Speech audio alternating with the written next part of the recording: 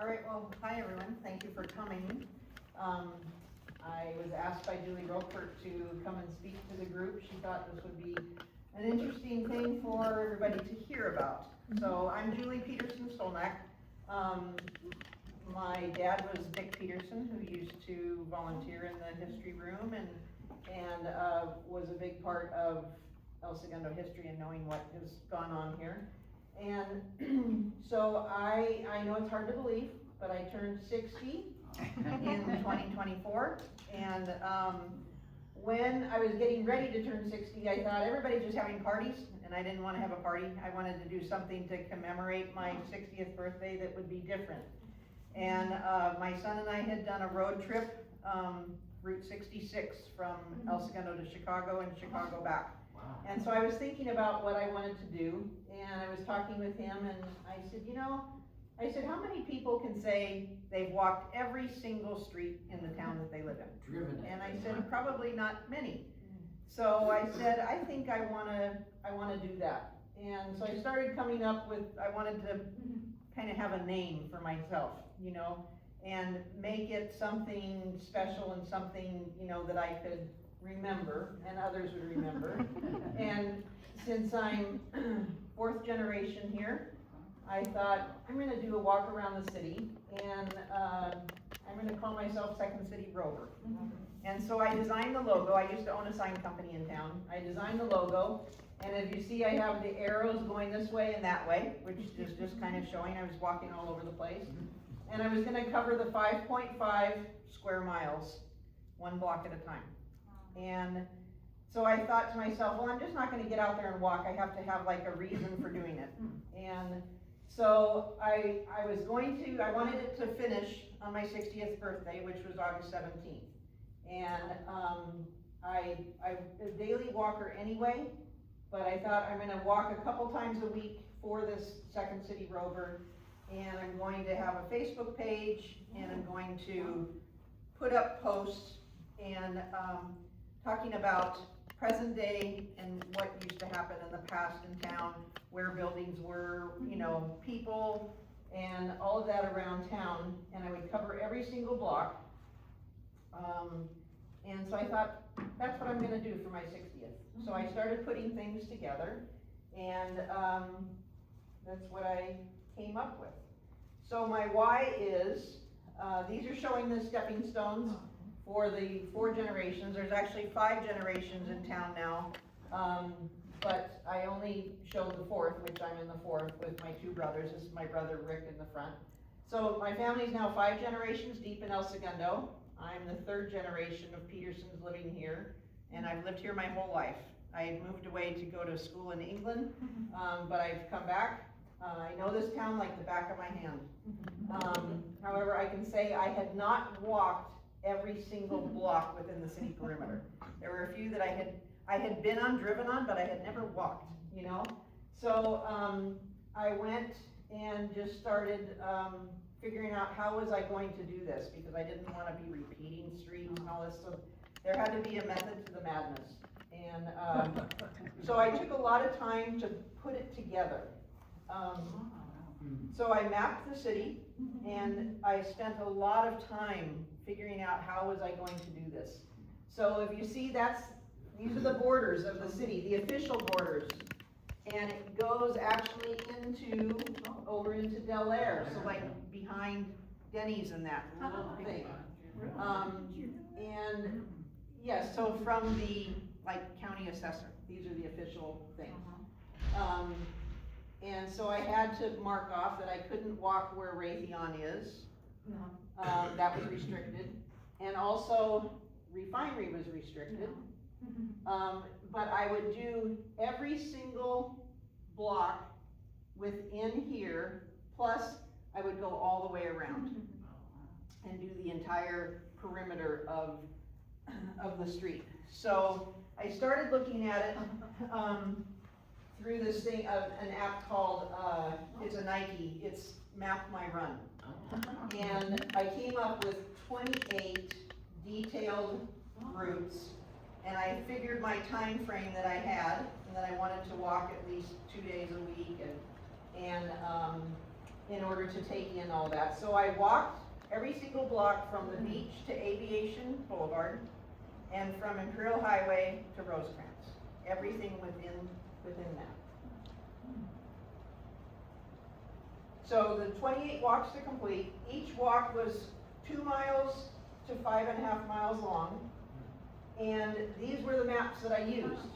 So I printed out each little sector, and then so it has up here how long this walk was going to be, and then I started pinpointing, okay, this is going to be one walk, and I was starting here, and I had to put little arrows on there because I didn't want to repeat, the same street. So I knew what my route was going to be here, and then I would put different notes on them, like Devil's Path was here, and so I knew on this walk when I would do my posts on Facebook, I would be talking about Devil's Path and showing photos and things like that.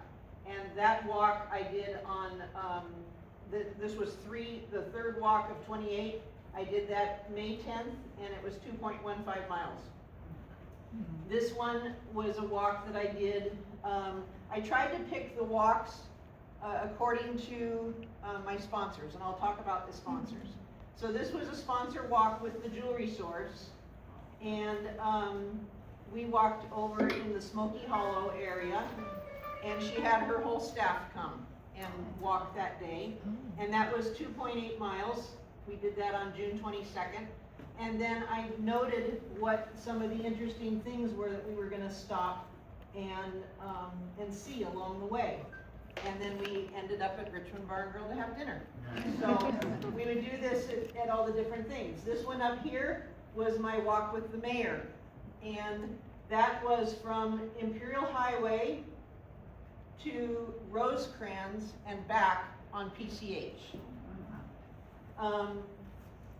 The special thing about that day was I had been planning to walk with him because I wanted to show him things along Pacific Coast Highway that I think need to be upgraded, and there's problem areas. And when you're driving a car, you don't notice those things, but when you walk, you see a whole different angle of things. So I had this day planned with him, and it's hard to get in on his schedule. This was Mayor Boyles at the time. Hard to get in on his schedule, and so I wasn't going to miss it. And that was a 4-mile walk. And the night before, I was in extreme pain. I ended up having a gallbladder attack and didn't sleep all night. And but I wasn't going to miss that walk. So I did not tell him what was happening, but I walked that 4 miles in pain, then went to the ER, and I had surgery. And I was in the hospital for a few days. But we walked along there, and I told him about history of PCH, like the giant sulfur hill that used to be at Allied Chemical, how the sulfur would just blow through town, uncovered, all of that, and the strawberry fields. And then we pointed out things, and you'll see later in the presentation where he was stopping and taking notes on things, and things that I talked about. And anytime on these walks I would see any graffiti, I was taking pictures and reporting it to the city for graffiti to be taken care of. So Drew and I did that walk. So I did this for all 28 walks, and I had them all printed out. And I had a copy that I would carry in my pocket and make more notes, and then I would come home and do my posts on Facebook with historical photos and then photos from today, noting each walk. And like this walk was over in the industrial area on Douglas. And this one was kind of a little loopy, having to go around, but it did that whole area. And there's really a lot of things to learn and a lot of businesses that you don't even know that are there, but when you're out walking, you find them. And actually on that walk, I found a business that was a slot car company where people were in there racing slot cars. And so I would come back and post about that, about things that I had found. What is Old Devil's Path? Devil's Path is where, well, the train used to come through town, went across Center Street. Really? And then it went back behind where these homes are now, and then it came out on Pine and went around like the outfield of Brett Field. And the train then continued down the parking lot where Joslyn is, and there was a train depot there. Where are the tracks? It's all gone, but Devil's Path was what we called, where the train came through and it was really dark at night. And if you were gonna have a fight when you were at school, everybody would shoot you off if you made a Devil's Path. We were told not to go there. We were told not to go there. Oh yeah, you're told not to go there, but you always went. Yeah. And if you could walk Devil's Path at night, you were really brave, if you could make it from one end to the other. What year were the walks? That I did this walk? Yeah. 24. In 24? Yeah, 24. So what I did is I came up with the logo, I came up with the name, and then I thought I gotta do something to kind of keep me going and to make it interesting. So I thought, you know what, I'm gonna raise money for local charities that I support normally. So I made a list of all these different people that I do business with and that I thought would support me in this. And then I made a list of all these charities that I support that are local charities. So I wrote a letter to all these different people that I knew and told them what I was going to do. And I said, and what I'm looking for is each sponsor, I'm only gonna have so many 8 sponsors, 2 per month. And I need you to make a $300 or more donation to a charity that you can select, but it has to be off of this list. And so right away, I got sponsors. Everybody was like, yeah, I'll do it. So it started with Delgado Plumbing, who's my plumber, Santos. He sponsored me, and he chose the El Segundo Police Officers Association. And then Gina Hoffman Real Estate, she jumped on, and she said, I want to do the Case Food Pantry. And Dr. Rogers, she said, I'm going to do it, and I want to sponsor, or I'm going to donate to Old Town Music Hall. And the Jewelry Source, Brenda, she said, I'm going to be having the annual fundraiser for Children's Hospital. I'll do it, and that's going to be my charity. Davis and DeRosa, Troy, he said, I want to do the Women's Club because they're doing their renovation. So he chose that. Person that cuts my hair, Kim Huntoon, she's into dogs, and so she chose Pal Rescue, where we've gotten our 2 rescues from. And then the Rotary Club, which I'm a longtime member of, we support Michael's Learning Place. So Rotary supported Michael's. And then Scott Davis, he chose the El Segundo Firefighters Association. So they all had to make at least a $300 or more donation, and then they all got t-shirts, and then they all went on a walk with me. And I selected the walk kind of according to what would be interesting for them. And then the day of our walk was the day that they would present their donation to the organization. And so I would arrange that. So like with Scott, we went to the fire department, and there were several firefighters, and they came out, and he gave $1,000 to the firefighters. And talked with them and everything, told them what we were doing. We both wore our t-shirts, and then Scott and I went out and walked for an hour or more. And it turned out the walk that I selected for him was over kind of like Mariposa Village area. And so we were talking about that because we both grew up here in town, and he was like, this was my whole area for my paper route when I was young.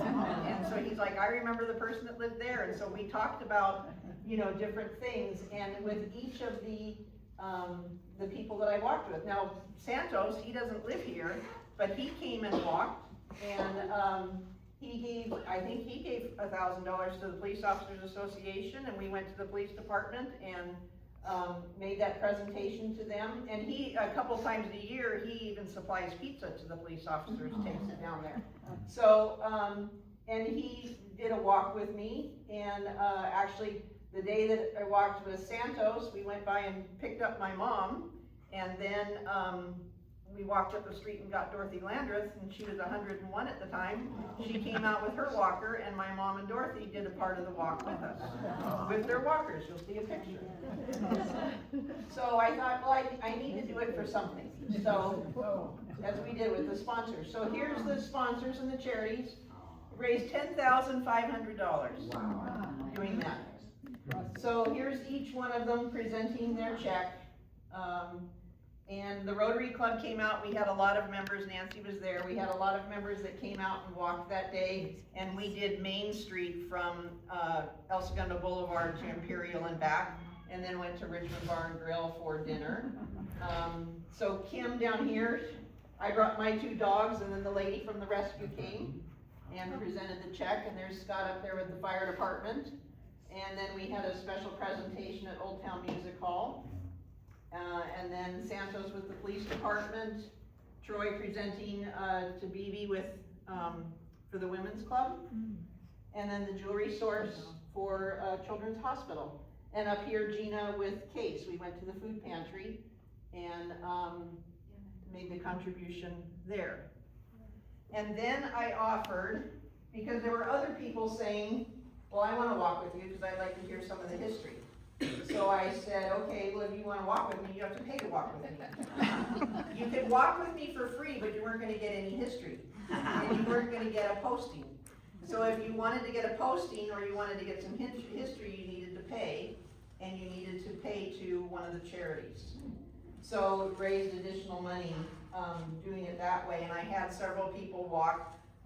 One person like Tracy Zarnicki, who's on the school board, she wanted to walk with me, and she said, I will support Case, and she brought groceries instead, for Case. And, then I had another neighbor that she gave a donation to 3 different charities.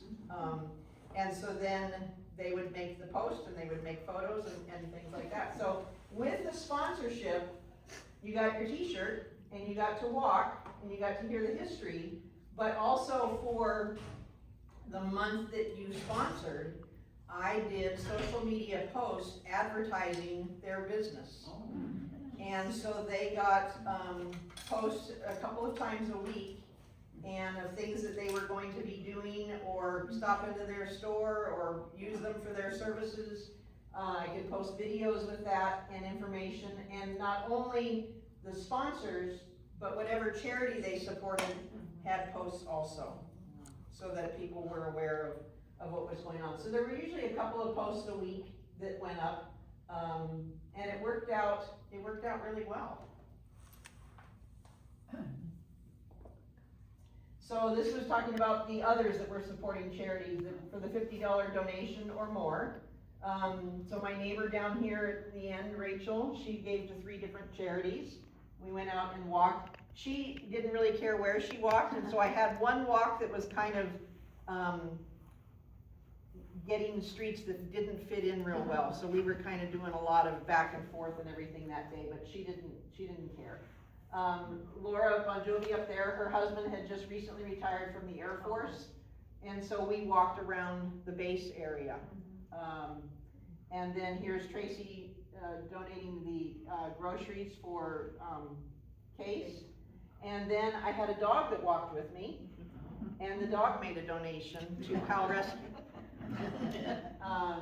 And then my friend Laura came out from Florida because she wanted to walk with me. And so she came out from Florida, and she made a donation to a charity, and we walked kind of around the Kings area and all of that. Daima, that's on the school board, she wanted to walk, and she ended up contributing to, I also is president of the Eagles of 82 scholarship program that I put together for my graduating class. And Daima, since she was on school board, she said that she wanted to contribute to our scholarships. So she did that, and Daima hasn't lived here very long, and she didn't know a lot of things, so that, the walk that I took her on, I made a special plan with Father Alexei Smith at the Russian Greek Catholic Church for her to see the inside of that church, because it's really pretty special.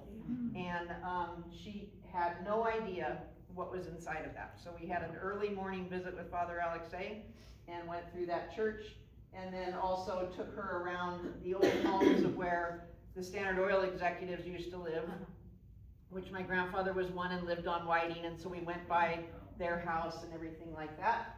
Here's walking up here with the mayor. But now this check that is here, I gave the mayor a donation to walk with me, because I didn't want to do so much history with him, but I wanted him to listen to what it was that I think that things need to be upgraded or changed. So his wife has a nonprofit, so I made a donation to her nonprofit for him to walk with me. And that's the day that I was in pain with the gallbladder.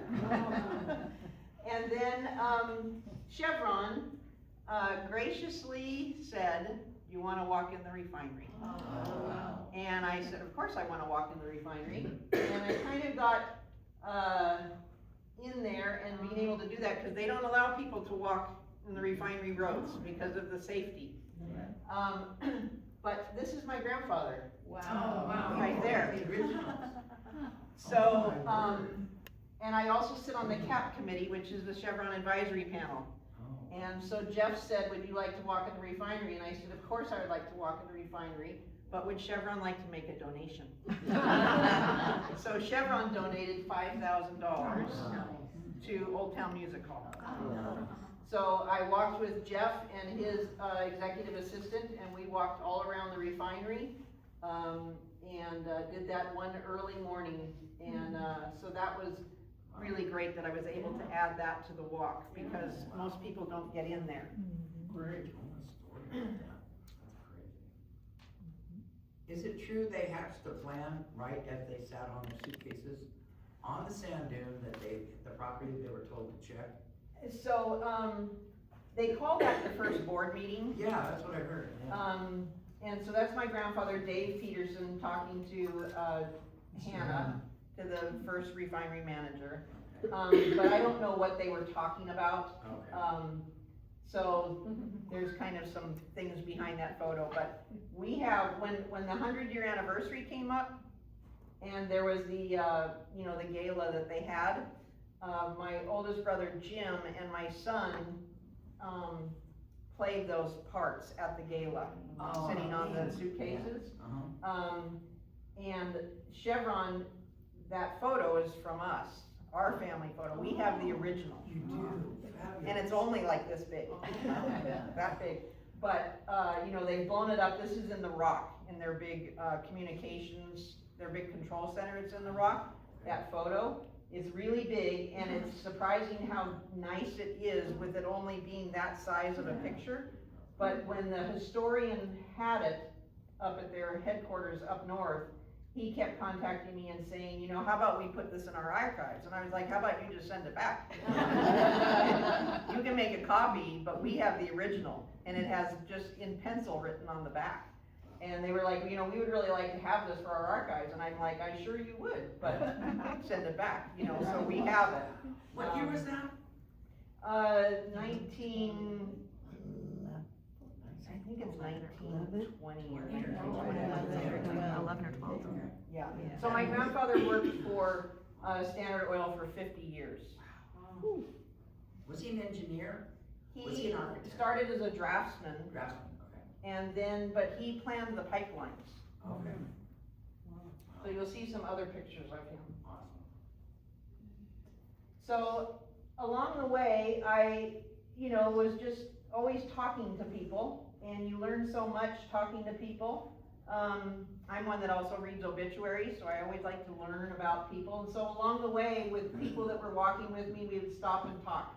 And so like for instance, up here, Rachel and I ran into our friend and my mom's longtime friend, Joyce Lowe, and she goes out walking. Joyce is 91. She goes out walking on her own all the time, which she shouldn't be, but she is, wearing her house coat, And so I stopped and talked to Joyce so that Rachel could meet her, and told Joyce what we were doing.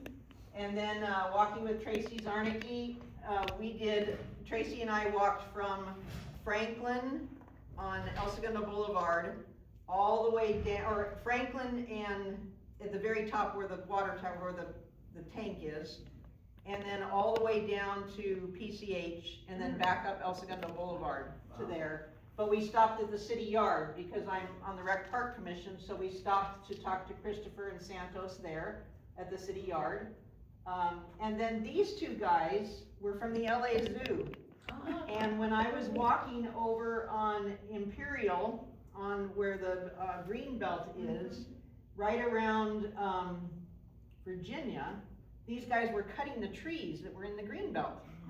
and they had this LA Zoo truck and these shirts on, so I went over, and I was walking with a friend, and I said, hey, what are you guys doing? And they had this truck filled with these trees, and they said, we come over here and cut the trees for the zoo animals.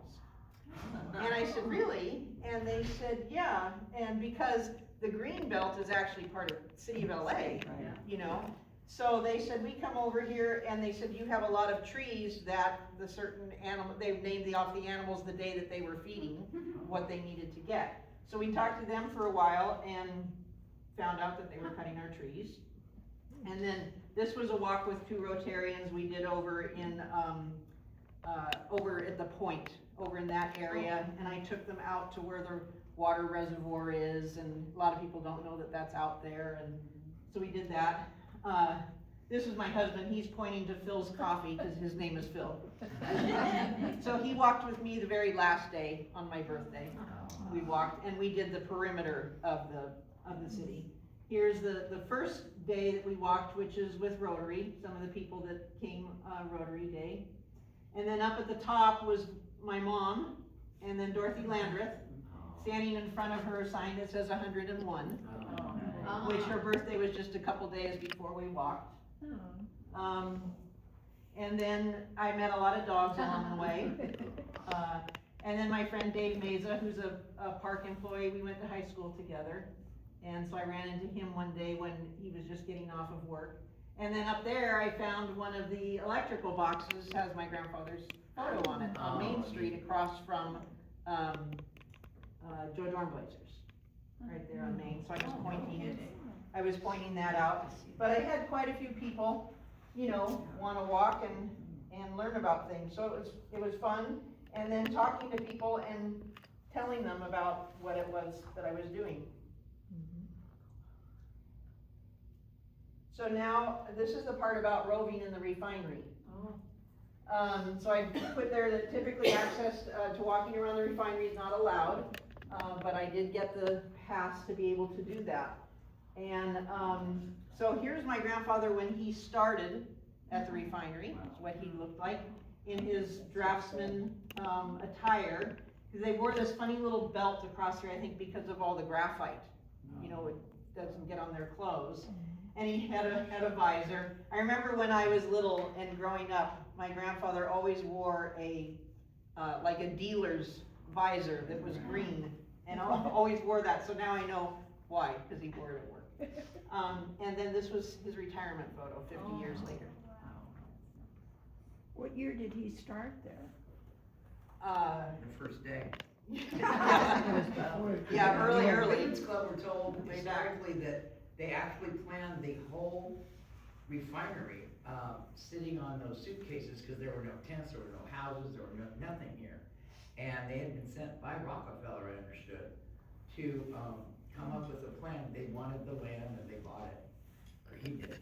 And then railroads and everything else came after that. But they made most of the plan for the entire refinery at that meeting. So here's a photo of the executives at the time. This is my grandfather right here. So this was in front of the Standard Oil headquarters, which the building is no longer there. But there's this one, and then this was the original building. So this is a big photo, and then the red arrow points to my grandfather in the photo there. And that I didn't get that photo from you, did I? Nancy? This photo?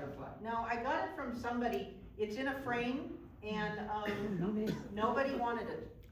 And so I took it. I have it at my house. But it has all the executives and the employees there in that. And then here's, he's in the Jeep, and they're looking out onto the ocean. So today's refinery, you know, walking around there, the donation that they made. This is from the top of the hill up at Grand and Sierra there. Went over to the Blue Butterfly Preserve, which they have a deck in the refinery that you can look out over the reserve of the Blue Butterfly. And the headquarters today. Is that where that other older building would have been? I think that this building kind of sat like down in this area, yeah. And then just some of the tanks, but we walked all around here. And then here's, Jeff and Vet and I up there looking over the ocean. And actually, the day that we were, walking, we found quite a few piles of scat, and they were showing that the foxes are coming back. And so there were, they've got some fox dens, but they still have the problem with the coyotes getting in there, you know? But the foxes are coming back in the refinery, which they like. Yeah. They like having that. And then just standing in front of the wall, with some more photos. So, yeah, so I was really glad that I was able to get into the refinery and walk around there. I mean, I've been on the tours several times, but you never get out to be able just to walk. And then I had some roving history lessons. So each walk was followed by the social media posts, like I said, with photos from today and from the past. And then I would share cherished memories growing up in El Segundo. So one of the favorite stories that I posted, and it was a long one that I wrote, but I got a lot of replies from people. They really liked it, was the post I wrote. And you can go on Facebook and join the page. It's still on there today, Second City Rover. And it has all my posts there. So one of the favorite ones that people really wrote about, or wrote back about, was a long one I did about Mariposa Village. And the importance of Mariposa Village to the east side of El Segundo, if you grew up here. And you don't think about it until you think about it. And so I wrote about each one of those businesses that were in the village when I was growing up, and what those businesses meant to the families and to the kids. So here's a picture of me standing in the corner right now at the old Mariposa Market. But this was me at the same corner at Mariposa Market when I was little with my older brother Jim, and they used to have Indians that would come, real Indians would come, like once a year, and they would pose out there, and they'd have the headdresses, and they would help you make things. And What year?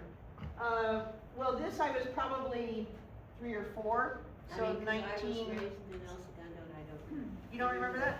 So this was probably like 1968, and it was at the back doors of the Mariposa Market. Yeah. But they would, I remember they came all the time, and so I took the picture standing in the same spot. So I wrote a story about Mariposa Village and the importance of that. And like Mariposa Village, when I was little, and Ralph owned that with, you know, and Gary worked there, and Bruce Brandlin worked there, and Bruce was always the cute guy that, you know, bagged the groceries. And when I was little, I got caught stealing Bazooka Joe bubblegum from my grandfather. And he was checking out, and Penny was the cashier, and I put Bazooka Joe in my pocket. And we got home, my grandfather and I got home, and this was the grandfather that caught me right here. And we got home, and I was unwrapping the bubble gum, and I was putting it in my mouth, and he was like, "Where did you get that?" And I was like, I didn't want to tell him, and then he said, "Did you take that? Because you didn't have any money." And I said, "Yes, I took it."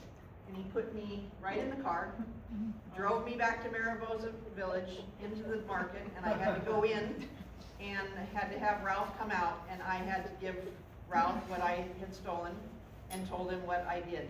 And that was a huge lesson to me, not to steal.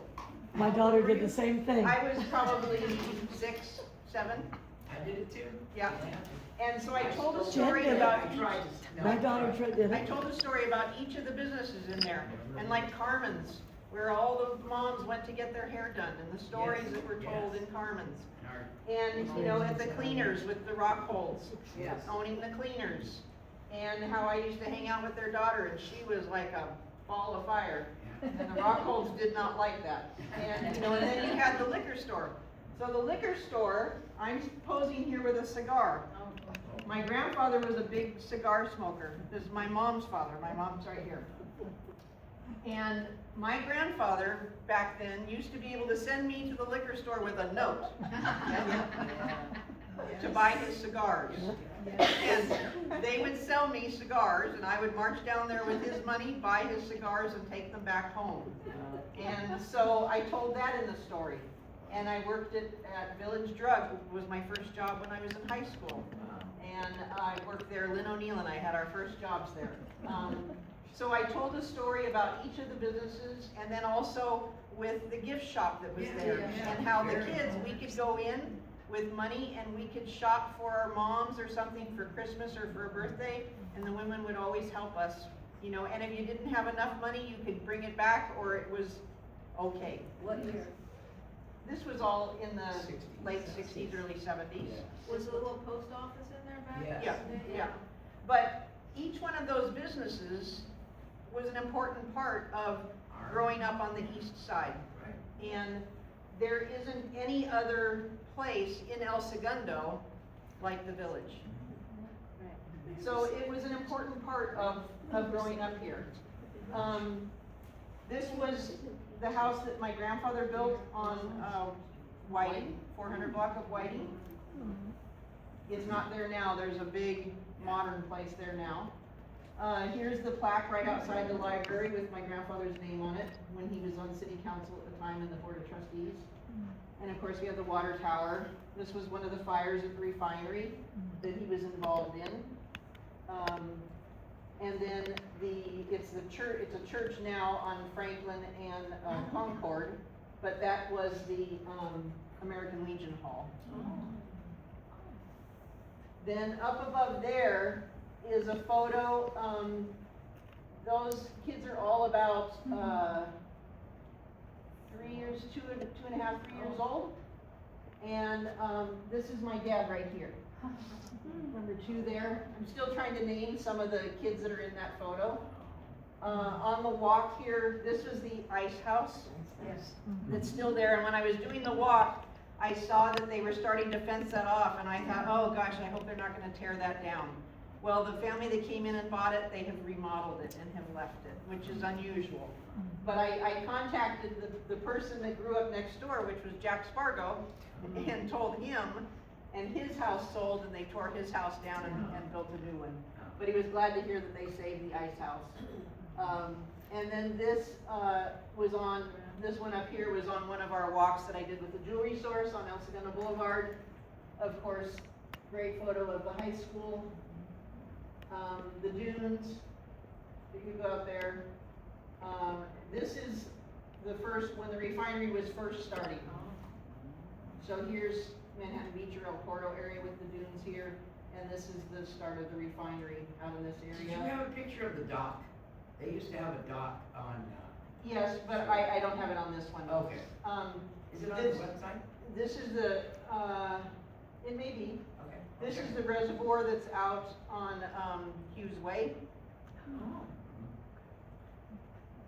which I'm sure it's highly contaminated from the alloy chemical and all the other stuff. Yes.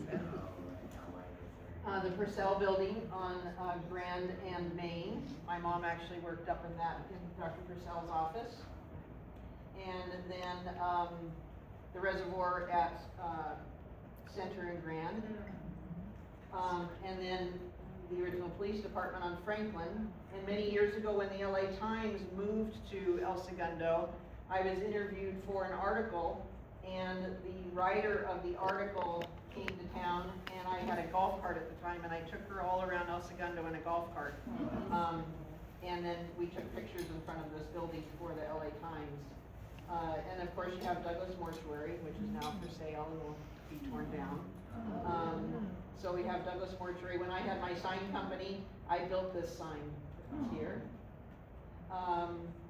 And then my grandfather, when he was on city council, was the mayor, he was mayor pro tem at the time. And then this is a photo of me riding the ponies out on Aviation. Yes, yes. Where the Xerox buildings are. Yes. Awesome.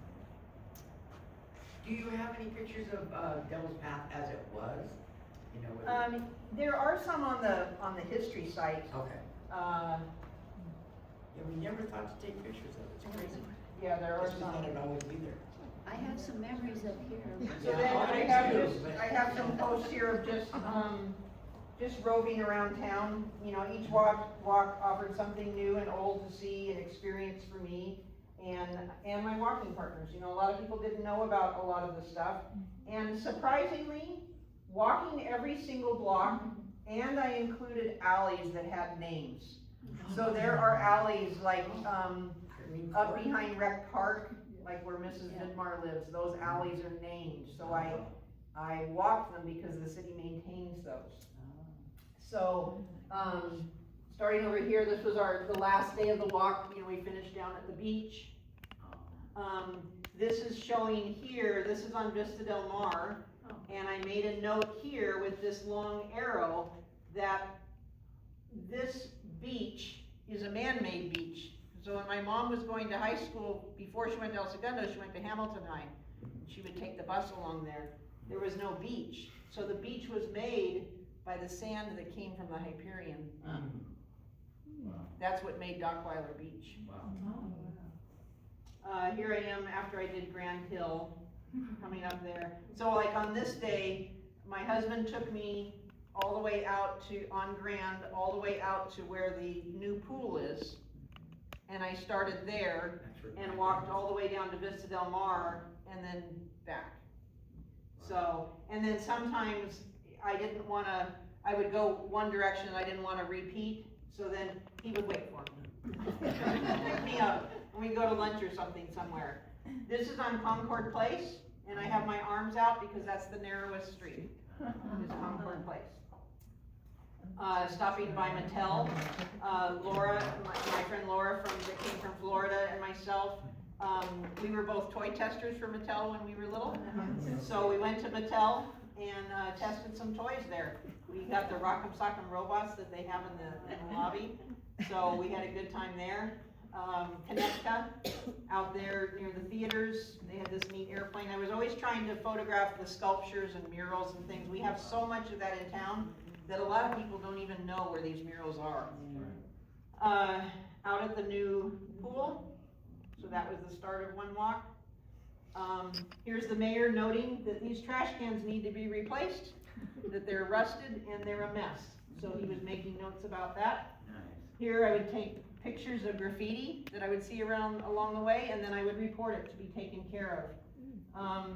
Here's my husband going down the hill at 45th, because when we walked, you know, we then did Crest Drive, was part of it, behind the refinery, and then came down 45th to the beach, and then walked the bike path back.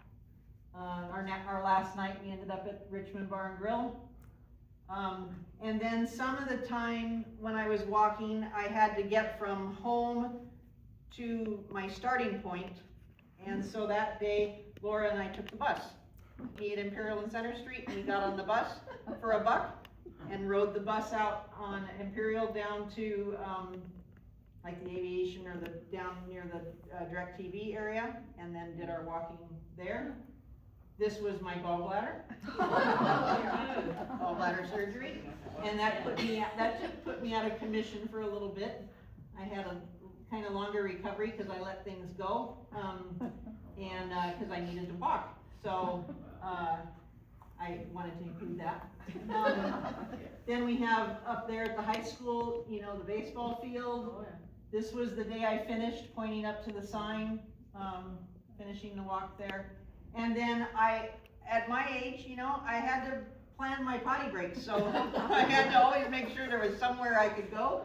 And so I was going into porta potties that I would find once in a while, you know, out on people's construction spots.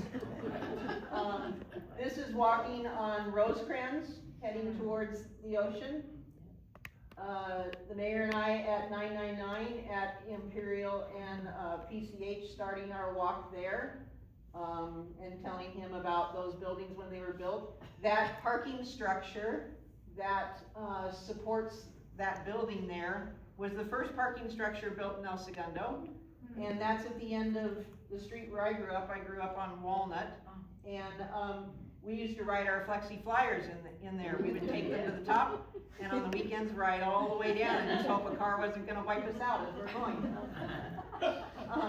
And then the start of the bike path there at 45th. And this is looking out at the, reserve for the blue butterflies. You know, if you're looking for the blue butterflies, you know, you gotta find them in July, instead of going down to the beach, go here. You can really see them here, and go about 9, 10 o'clock in the morning when the asphalt gets hot, they're all over the place. There. And then just at the, City Gateway at Rosecrans and, PCH. And here's the Rotary group that came and walked. It always helps with Rotary when you offer that there's gonna be dinner or lunch at the end. So they come. And then this is at Rec Park along Pine. This used to be all what we called, growing up, called the bushes. And that's where you went to make out, was in the bushes. Well, they've taken all the bushes out and ruined all the fun. So it's now just an open area. But I would write about all these things on the Facebook post. Then, this is murals and more along the way, because we have so many murals and sculptures and interesting things to see. So of course up here is from the Xerox building, the old, right, there's two of them, this one and this one. There's three of them, but these are the more interesting ones. This is a new one that's on, the building, that Mark Tellis is building where Beano's used to be on Franklin and Nevada. And I was just happening to be walking by and I was like, oh, there's something there, you know? So it's a neat little things you just find all over the place. This is really a large mural on Walnut, just past St. John's Preschool. As you're going down the driveway to go into their parking structure. There's this one, and there's this one. You don't see them from the road very well. Here is Brenda Newman from the Jewelry Source with the angel wings on Penn Street. There's a bunch of murals over in the area of Hawaii and Alaska, and there's some businesses there that have put some murals up. And so that's from that area. This is over on Aviation. This is a neat mural, you know, that's in the alleyway, the Concord alleyway off of Grand. But if you ever pay attention, if you look at this from this direction, it looks like this. And if you look at it from this direction, it changes a little bit. Here's me and Laura with the Rock'em Sock'em robots up at the Mattel. And then this is inside of the Russian Greek Catholic Church. Here's the paper airplane that's for the Metro. This Indian head is on the 100 block of Sierra, where the Blue Butterfly or the coffee roasters is. This was painted on the wall of where the bakery was. It was there for a while. Up at the top is a new brewery. That is on, 5.5 for the, and I think that's on, Nevada. 100 block. These are some new murals that are being done on the buildings, on the old Wiley Laboratory buildings. They're doing a lot of space murals there. And then these two murals, or these three murals, most people don't know where those are. They're on Grand, almost out to Continental, or beyond Continental. Beyond Continental, and they sit back. They sit back. Yeah, this one sits I back found in the those parking on area. You the can't see them from the street. hunt. They're very colorful. And so when I would walk in these areas, I would just wind through to find things. But there's a lot of murals out there in town. Where did you say the wings, where that's painted? The wings are on the 100 block of Penn Street. On the east side of the street, right on the corner of Penn and Franklin. Okay. It's the Neff building right now, the Neff Vodka. And then right across the street from that are some bat wings. They're pretty little. And there I am Oh my gosh. in our front yard, and so I went from that cowgirl to Second City Rover. So that's my presentation, and that's what I did.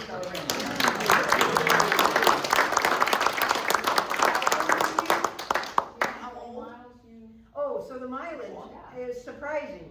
Oh. I thought it would be a lot more than it was. It's only 85 miles. Oh, wow.